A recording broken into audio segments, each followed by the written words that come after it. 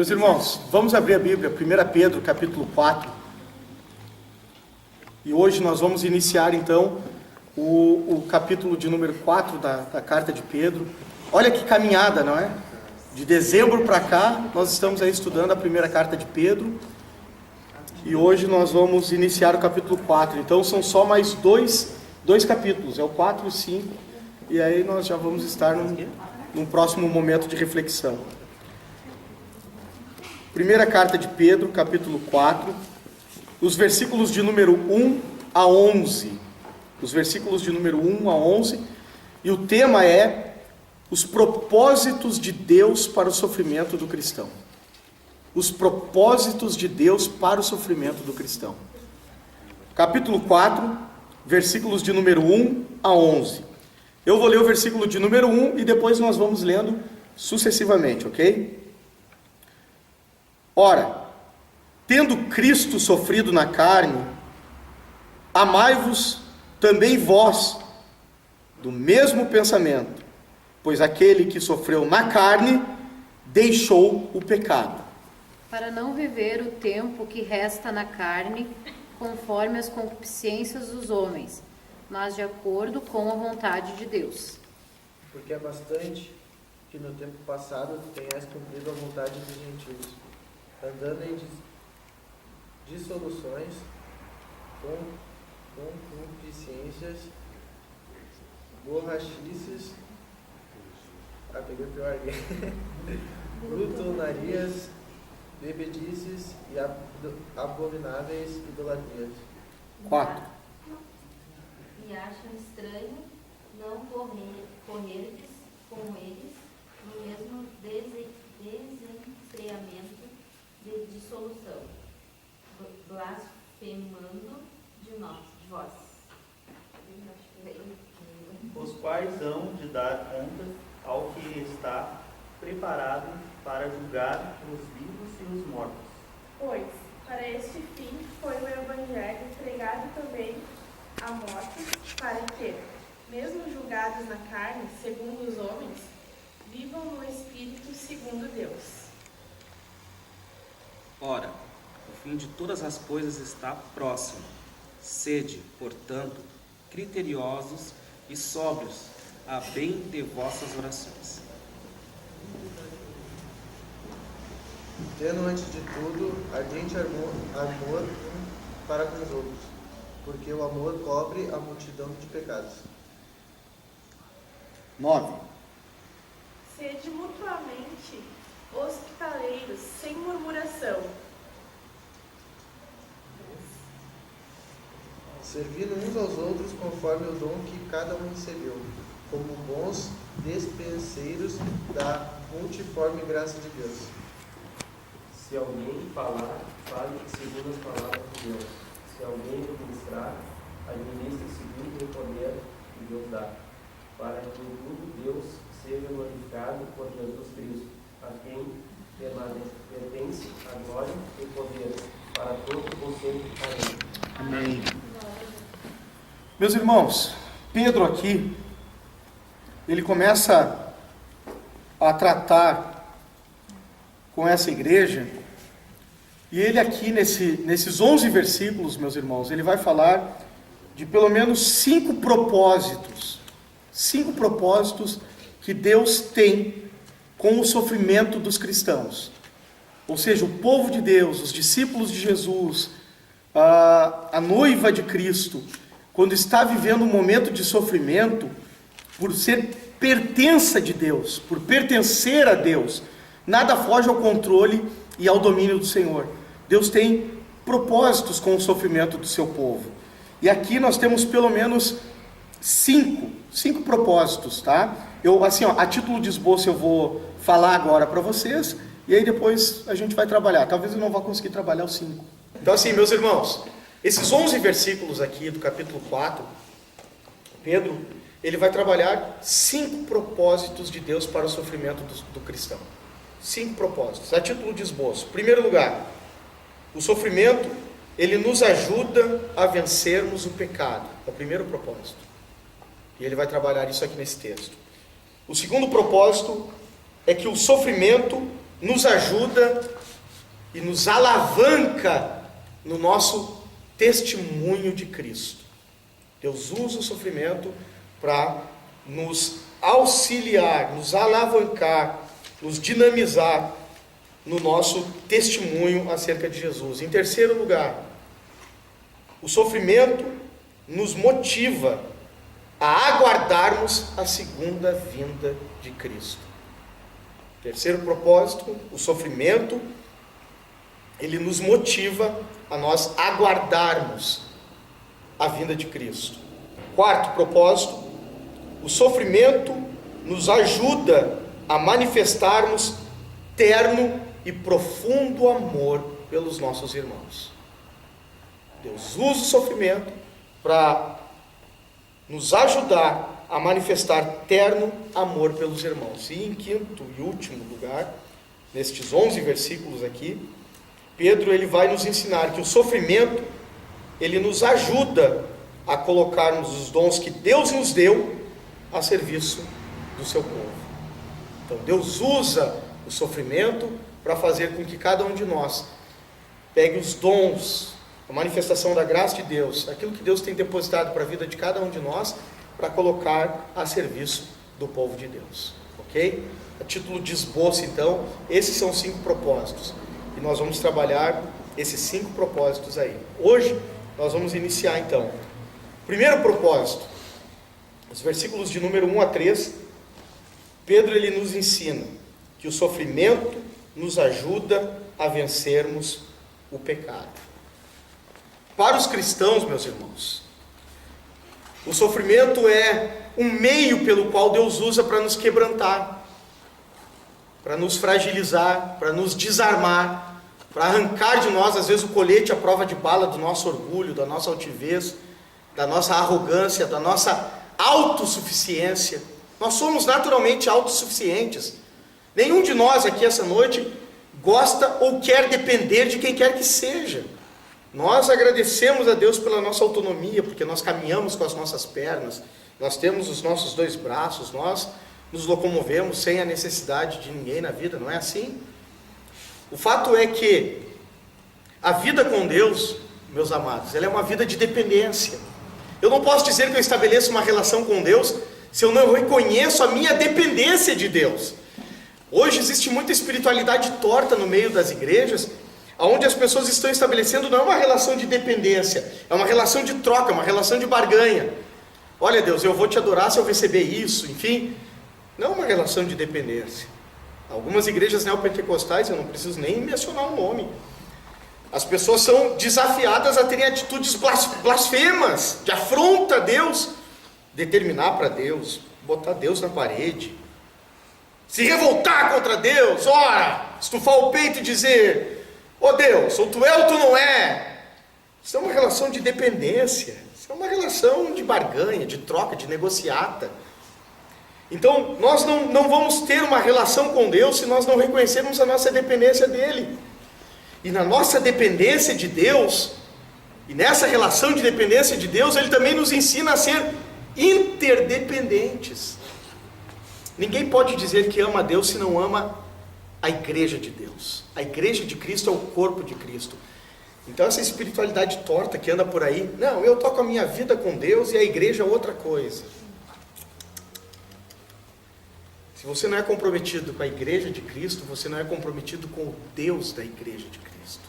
Porque é Cristo quem estabeleceu a igreja. E eu sempre digo para vocês que tem 2 coisas importantes na vida que a gente não pode fazer sozinho. A primeira é casar, não dá para casar sozinho. E a segunda é ser igreja, não dá para ser igreja sozinho. Ser igreja, ser discípulo de Jesus, é um convite da graça de Deus a sermos inseridos em uma dimensão de uma vida coletiva. Então, aos individualistas de plantão, não é? E assim, eu sou muito solidário a Ju, ao Isaac, porque eu também, nos momentos de dificuldade emocional, a minha tendência é a reclusão. Isso é extremamente fechado. E quem fura esse meu bloqueio é a vivência com a igreja de Cristo. É o corpo de Cristo. Porque às vezes eu quero me enclausurar, me fechar, viver a minha depressão com intensidade.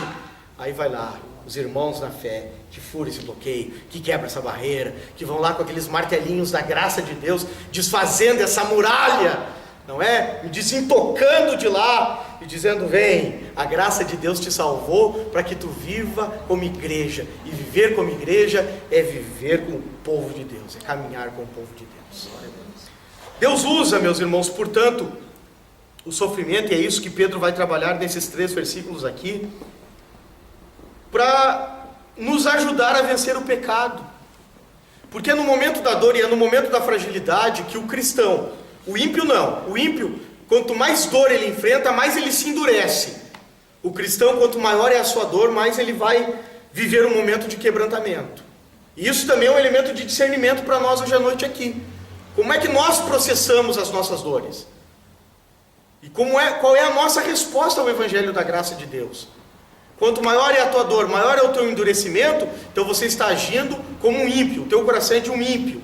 Então essa noite é a noite de chegar diante do altar e dizer: Deus, me dá um coração de um discípulo e um coração de um cristão. Porque quanto maior é a nossa dor, maior deve ser o nosso quebrantamento.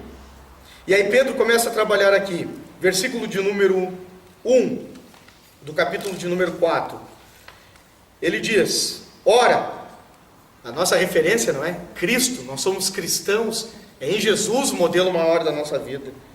Ora, tendo Cristo sofrido na carne, armai-vos também vós do mesmo pensamento, pois aquele que sofreu na carne deixou o pecado.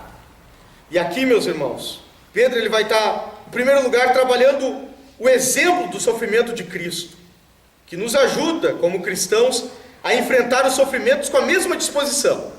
O cristão não é melhor do que o seu Senhor. Se o mundo perseguiu a Cristo, também perseguirá os discípulos de Jesus. O sofrimento nos leva a entender que os prazeres do mundo e as paixões da carne, elas não compensam. O sofrimento nos leva a vivermos a experiência do desmamamento. Nós começamos a desmamar desse mundo. Deus usa o sofrimento para começar a nos desmamar desse mundo pecaminoso. E aí, meus irmãos, nós precisamos, diante de Deus nessa noite, olhar cada um de nós para a nossa caminhada. Cada um de nós, para a nossa caminhada. Porque no caminho que é Jesus, cada um de nós tem o seu caminho. E sermos muito sinceros com os nossos sofrimentos, com os nossos enfrentamentos. E essa noite, chegarmos diante de Deus e dizer: Senhor, eu começo a entender.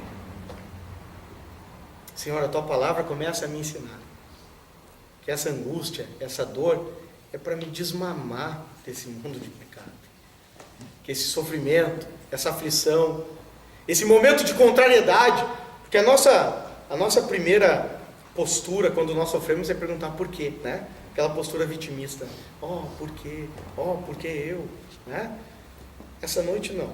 Essa noite nós não vamos perguntar por quê. Essa noite nós vamos começar a dizer: Senhor, começa a entender que a aflição é o Senhor num processo me ajudando, me conduzindo para um caminho de santificação.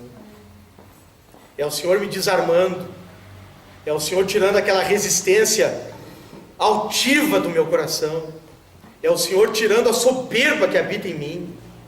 É o Senhor me ajudando e fazendo com que eu comece a me despir dessa arrogância, dessa autossuficiência, de alguém que pensa que pode tocar a sua vida, de alguém que pensa que tem as rédeas da sua vida. Não, o sofrimento é Deus nos desmamando, é tirando desse caminho, é nos ajudando a nos afastar e mostrando, sobretudo para nós, o quão danoso é o pecado, o quão maldito é o pecado. E aqui, especialmente nesse primeiro momento, Bruna, comigo aqui, Mateus, os nossos adolescentes, não é? Que num primeiro momento são tão cercados por tantas coisas, mas a nós todos hoje à noite aqui, saibam que os sofrimentos que eu e todos vocês estão passando como discípulos de Jesus é uma oportunidade da graça de Deus, onde Ele está nos ajudando a nos desvincular desse mundo de pecado. E assim, Nesses 3 versículos nós temos pelo menos 3 posturas diante do pecado. A primeira delas é que nós devemos declarar guerra contra o pecado. Não existe amenizações, a gente não pode ficar fazendo carinho no pecado. Pecado é pecado e pronto. Não trate o pecado como um deslize. Pecado é pecado. E pecado é uma afronta contra a santidade de Deus, é uma afronta contra a vida, que é um dom que Deus nos deu. Pecado é algo nocivo. Pedro diz no versículo de número 1: armai-vos.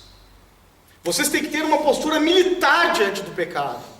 Portanto, não sejamos fracos no enfrentamento contra o pecado. Mentira e é pecado contra a essência de Deus, que é verdade. Engano é engano, adultério é adultério, fornicação é fornicação. Nós não vamos ficar amenizando o pecado, porque o enfrentamento e a dor que nós estamos vivendo é a oportunidade que a graça de Deus está nos dando de vivermos uma vida de santificação. Então a igreja tem que assumir uma postura de guerra contra o pecado. Amém, meus irmãos? Essa é a primeira postura da igreja. Tem um texto no livro de Hebreus, e eu agora não me recordo, mas aonde o escritor da carta aos Hebreus, ele diz assim: ungiste com óleo de alegria a mais do que a todos os teus irmãos, porque odiastes o pecado. Então, meus irmãos, na nossa vida e na nossa caminhada cristã, eu não vou nem me alongar nos outros pontos hoje à noite, tá? Quarta que vem a gente trabalha os demais. A gente vai ficar aqui.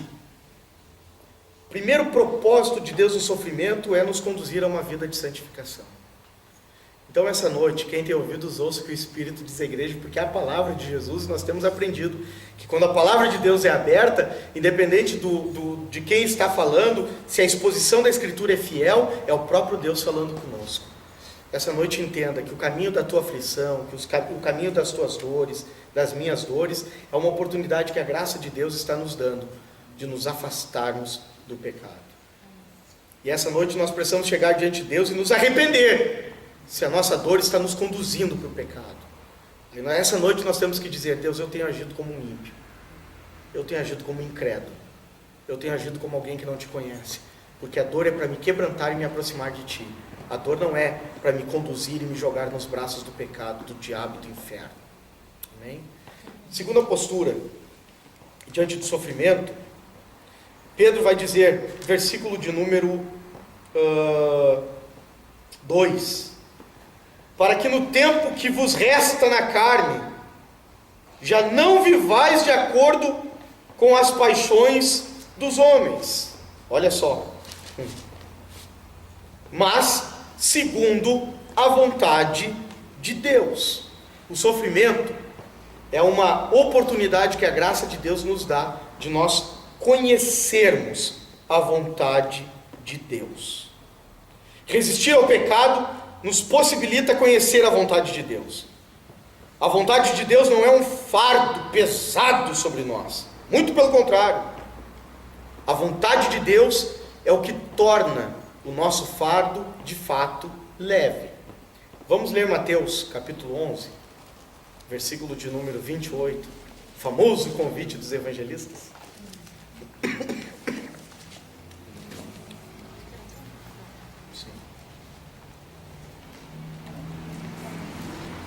Mateus capítulo 11, o versículo de número, acho que é o 27. Como é que começa o 27, né?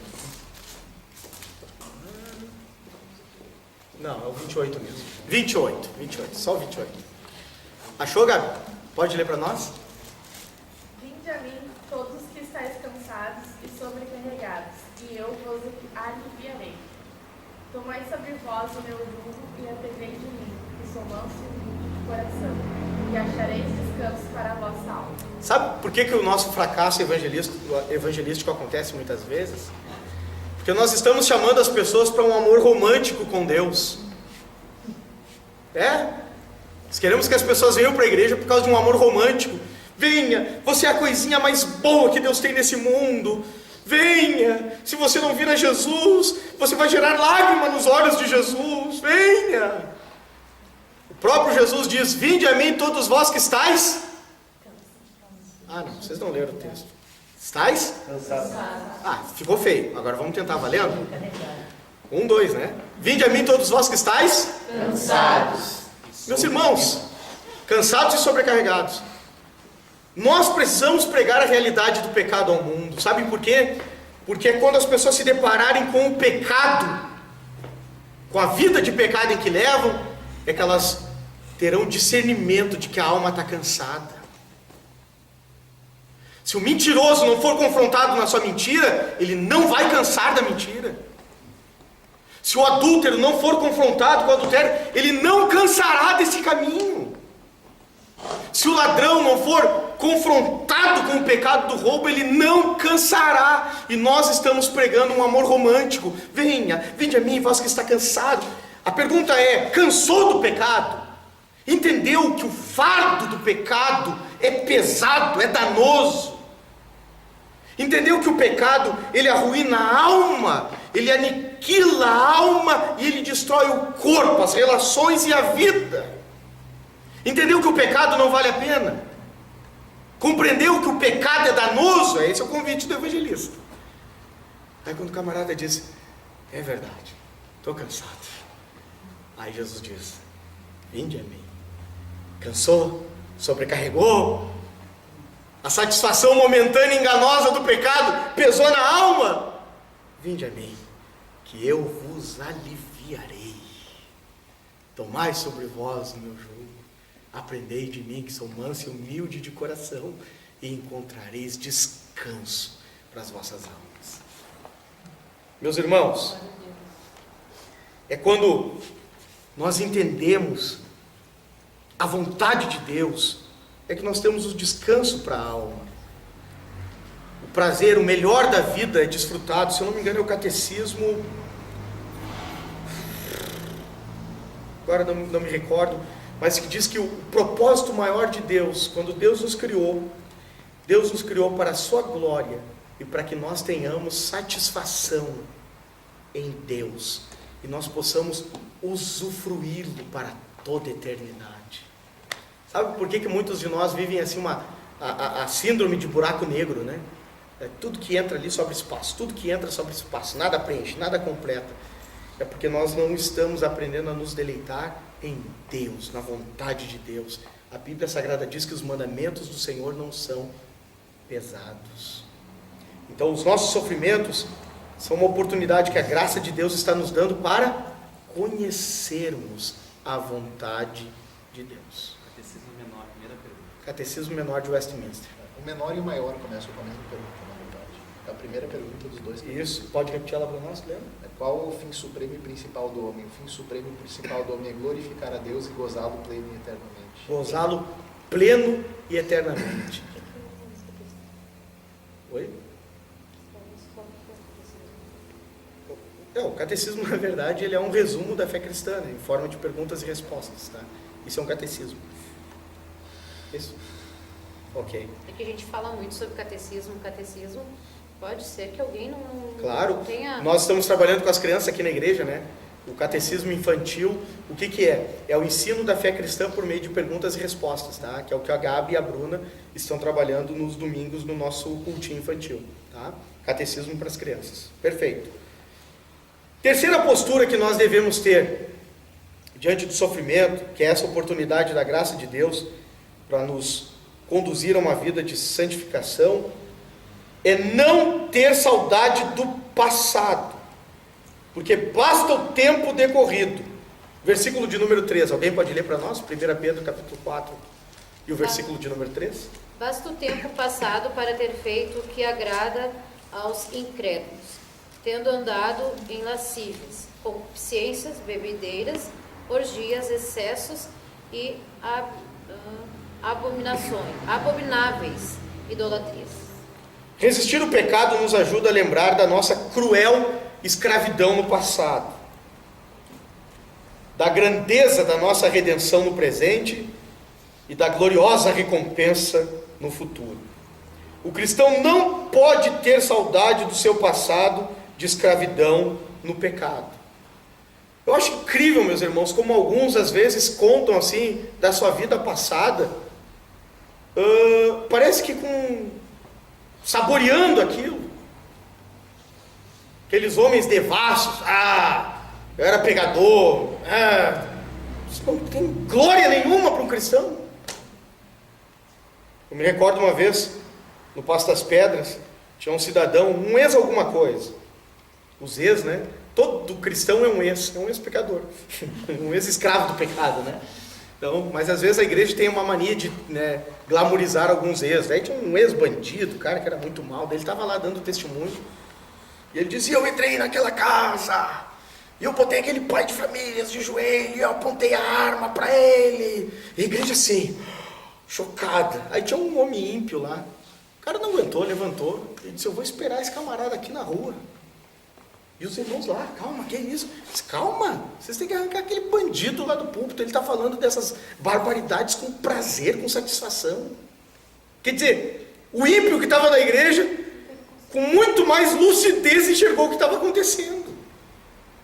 Com isso eu não estou dizendo que nós não vamos contar o nosso testemunho, mas nós vamos contar o nosso testemunho sempre apontando para a graça de Cristo, nunca louvando o pecado, nunca nos estribando, nunca sentindo prazer numa vida de pecado passada. Meus irmãos, o passado é da onde Deus nos arrancou. O passado é da onde a graça de Deus nos livrou para a glória do nome de Jesus. Então não há nenhuma glória num passado de pecado. Não há nenhum motivo de louvor e de satisfação num passado de pecado. O passado de pecado ele tem que ser apenas o atestado da glória, da graça e da misericórdia do nosso Deus. Amém, meus irmãos? É assim que um cristão ele deve olhar para o passado, e entendendo que o sofrimento presente ele é também um desafio a eu me desvincular e entender: Deus está me desmamando, Deus está me desvinculando. Deus começou o processo de desvinculação do pecado e da maldade que vai culminar na glorificação. Ou seja, na regeneração, Deus nos livra do poder do pecado, não é? Na regeneração, Deus nos livra da consequência imediata e eterna do pecado. Na santificação, Deus vai nos libertando do poder do pecado. É por isso que a santificação é processual. É por isso que a vida de santidade, meus irmãos, vida de santidade não é vida de perfeição. Vida de santidade é o aprimoramento da graça de Deus, nos fazendo parecidos com Jesus. Nós vamos caminhando, vamos aprender a perdoar, vamos aprender no caminho da pureza. Quantos de nós, em algum momento, foram presos por tantas imundícias desse mundo e que, de alguma maneira, tiveram a sua pureza, a sua inocência para a vida e para as relações humanas totalmente destruída pelo pecado? A santificação é esse processo de Deus, onde Deus vai restaurando essa pureza que o pecado destruiu, restaurando esse coração amargurado, cheio de quinquilharia, vai restaurando esse coração e ensinando a ele o caminho da misericórdia e do perdão, vai restaurando aquele temperamento grotesco, animalesco. Tem muitos que parece que fizeram bacharelado em selvageria, não é? Fizeram pós-graduação em selvageria, gente braba, e gente que se orgulha de ser brabo. Eu sou assim mesmo, eu levo desaforo para casa, comigo é desse jeito. Essa selvageria toda vai sendo trabalhada pelo Cordeiro de Deus, e nós vamos aprendendo a ser como Jesus é. Esse é o processo da santificação. E à medida que a gente vai caminhando com Jesus, a gente olha para trás e se assombra, se assusta, diz: oh Deus, Tu é bom. Olha como o Senhor tem trabalhado na minha vida. Hoje, alguns de nós dão respostas à vida dizendo assim: meu Deus, se fosse noutra época. Claro que se fosse noutra época, porque essa caminhada com Jesus está nos modelando a imagem dele. Amém, meus irmãos? Isso é a graça de Deus. Portanto, meus irmãos, nós não devemos olhar para o passado com prazer. O passado de pecado, ele tem que ser apenas um referencial do poder misericordioso, do poder glorioso e resgatador do Senhor Jesus sobre todos nós. Amém? Vamos orar?